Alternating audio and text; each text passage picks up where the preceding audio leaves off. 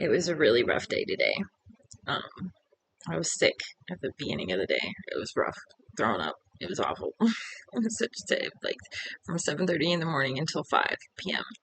It was just rough, and it's so hard to stay in alignment when you're in pain. It is, but I mean, I still do. I still do. I still call in my angels, and I still call in my healers and healing energies and rainbow energies and celestial star families and spirit guides, and I still practice my energetic work even when I don't feel good, because I'm never going to give up on that. That's never going to, it doesn't, it's just not going to be a thing where I give up on knowing the truth of who I am and how it really works, the reality of how things really work.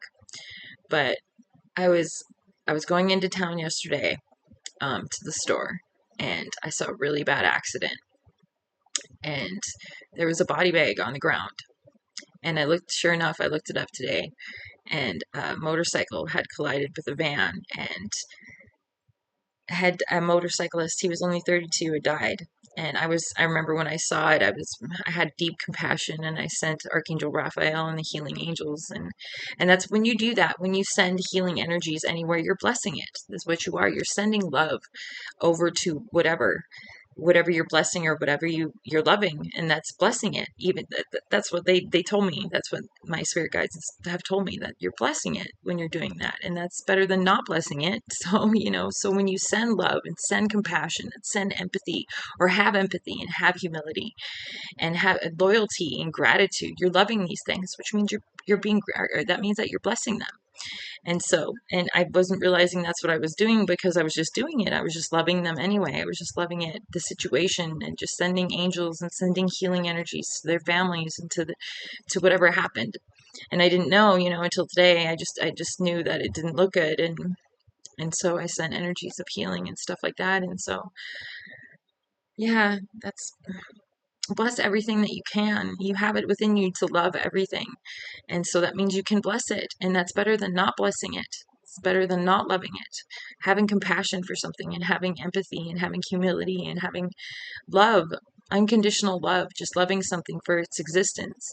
And because you can understand it, relate to it, empathize with it, just for its existence, because of your own existence, is a blessing in and of itself.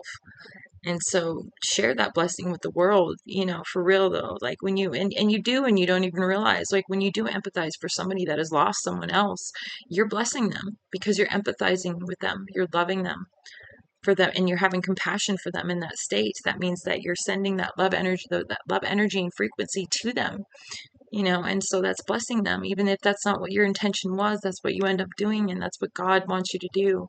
He really does. Just share love, love of one another, without prejudice, without discrimination, without judgment, without control, without comparison, you know. And so, yeah, I send loving energies to anybody that watches these videos, even, but just to the world in general. I do that anyway, wherever I go, all the time.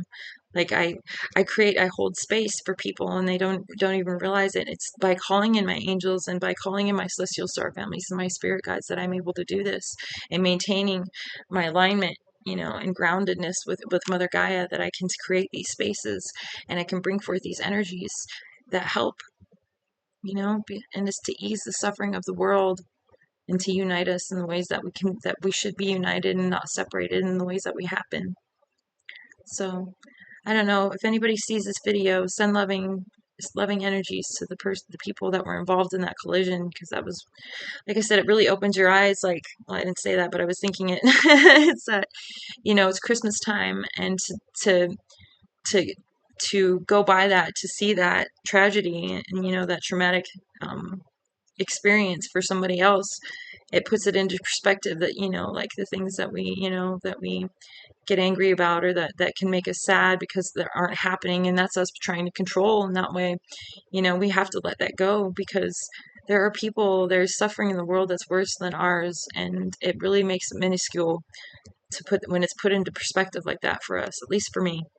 You know what I mean? Like, and I already was sending living energies, and I wasn't worried. I'm not worried about. I believe that everything happens for a reason, and there's a reason for everything. And so, and everything will happen in the way that it's supposed to. I don't need to try and control it. The best thing I can do is let go and make and surrender, and let everything be as it is. We are conduits. We're fuses. Is what we are. And it's awesome though, because we can hold this tremendous amount of light and this different variations of light and variants of light, gradients of light that we can do, and we can anchor in, and we can hook up to Mother Gaia and be a conduit for higher realms and higher energies. And in doing so, we're able to bring energies in, and but we have to let these energies be as they are. We call them in, and that's all we do. We guide them. We're a fuse. We're a conduit. We literally call those energies forth and then let go and let those energies be what they are, and they will be. That's what aligning with higher energies is about, is because you got to let your vibration be able to align with that energy, and then let that energy be what it already is. It isn't what it is because you're controlling it to be that way. Like, you don't have to make it a certain way within your mind or anything like that. You just got to call it in, and then let go and let it be what it already is, because it already is, or it already has purpose. All energy has purpose. It isn't because of us that it has purpose. It already has purpose. And so if we just call those energies in and let them be the energies that they are, we align with them, and we can co-create an experience that is amazing. And so for us and the world around us. And it's by honoring those energies and honoring energy itself that happens. That's how you align with energy. So yeah. But I was just having compassion then. I have compassion all the time, but it's just there are things out there, we can all relate to pain and suffering. And so send your love to them.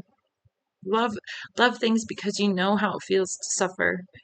That's what I do, and it's because I love them, because I know what it's like. I know what it's like. So like, I can't help but love another energy because I know what it's like. Anyway, love you guys.